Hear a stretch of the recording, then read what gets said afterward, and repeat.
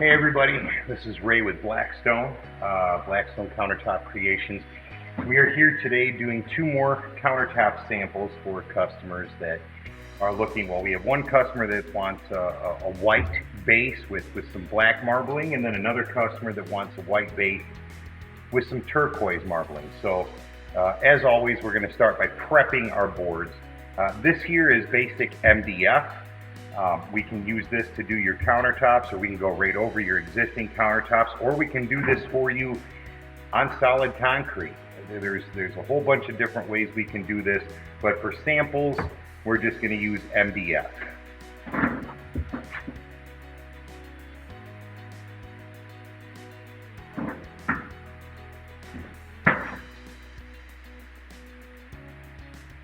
Of course, we got to prime the surfaces first.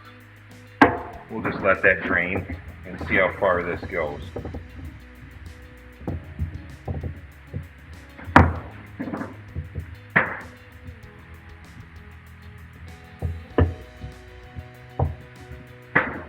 Usually I like to go all the way around the sides first, but well, we're basically out of primer at this point, so I want to make sure we had enough to do at least the tops.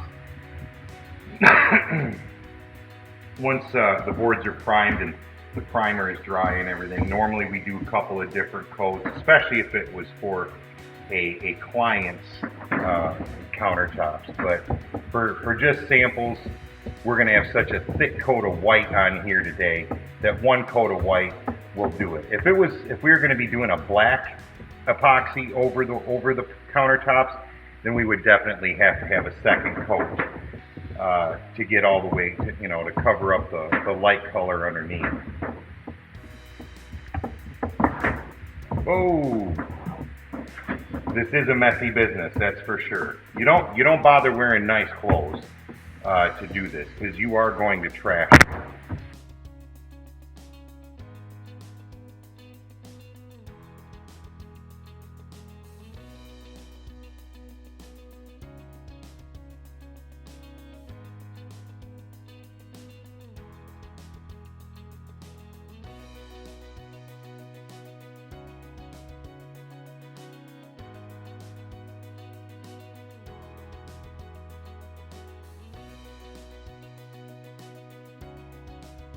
Alright, so that's it for prepping the boards. We're going to let them dry for a little while, and then we'll come back and we're going to put our white base on here and then start working on the marbling.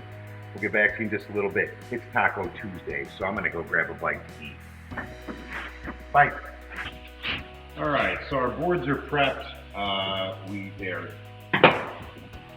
The primer's dry. They've been lightly sanded. Now we're going to be able to create a mechanical bond with the epoxy that we're about to put down. We're going to mix up some colors. Now, we know we wanted these to have a white background, both of them. So I'm going to throw a little bit of pearl metallic into the main mix. A little bit of this powder goes a long way, so we're just going to use a little bit of a popsicle stick for the scoop and mix it up. Now this is coming out super pearl, and I want a little bit more white, so I'm going to add a little bit of white to it. Now we got a beautiful pearl white. And we wanted some marbling effect. So one of these, excuse me, it's going to be a black marble, nice black metallic.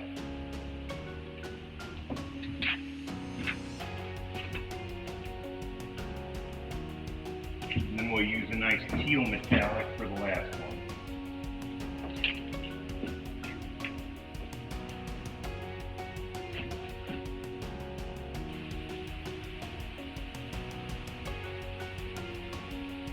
We don't want it to come out too green.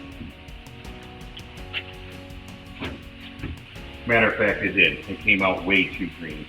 So I'm going to just take and add a little bit of lagoon, right?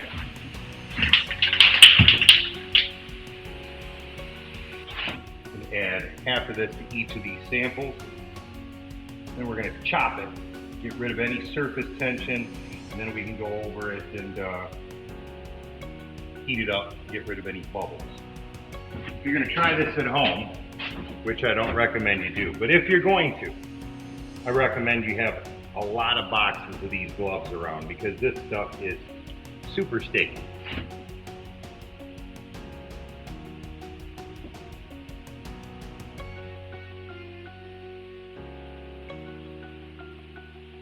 A little more.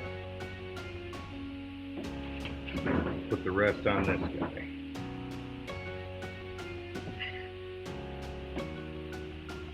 Trowel it out and get this thing all covered 100%.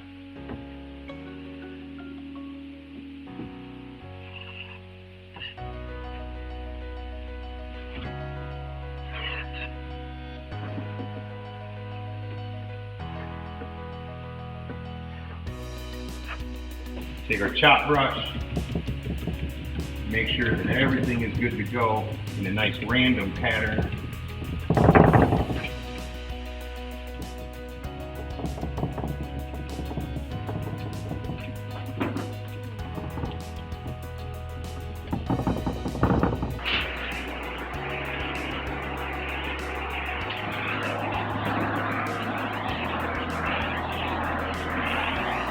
Okay, we're going to give it nice sharp marble veins, or do our best to anyways.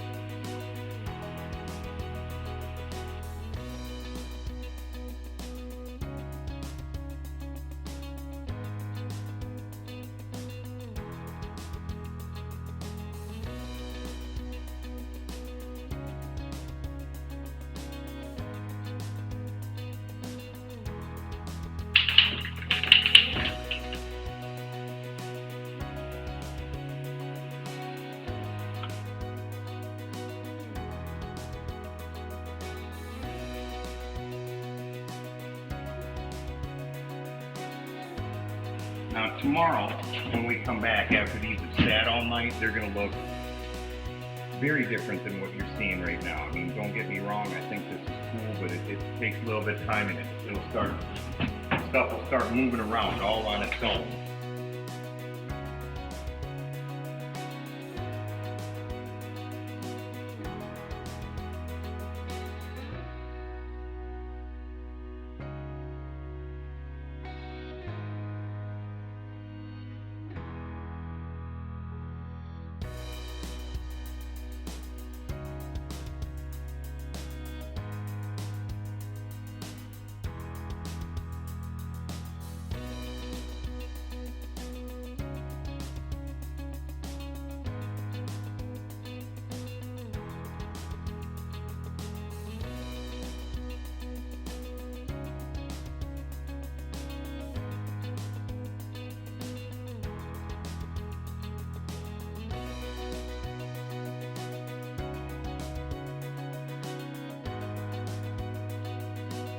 Alright, we'll come back in about 45 minutes, pull the tape edges, get the sides, and then we'll have to wait and see how it comes out tomorrow.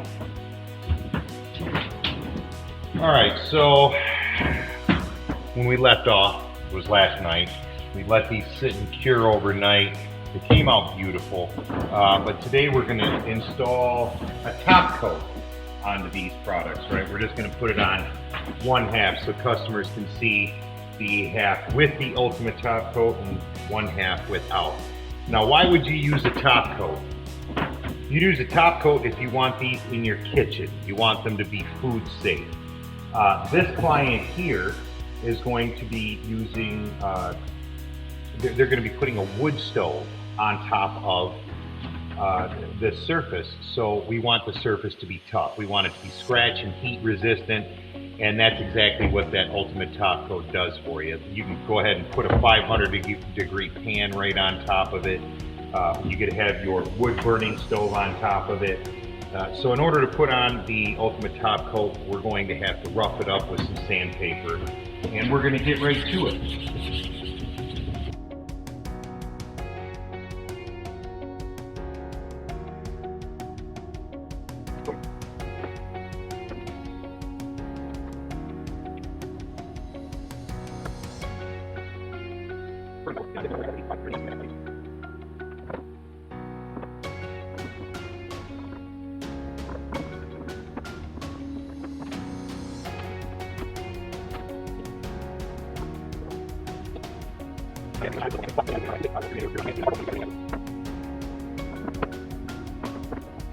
Now again, yes, it's going to take some of that shine out of it. It's going to give it a little bit more of a matte finish.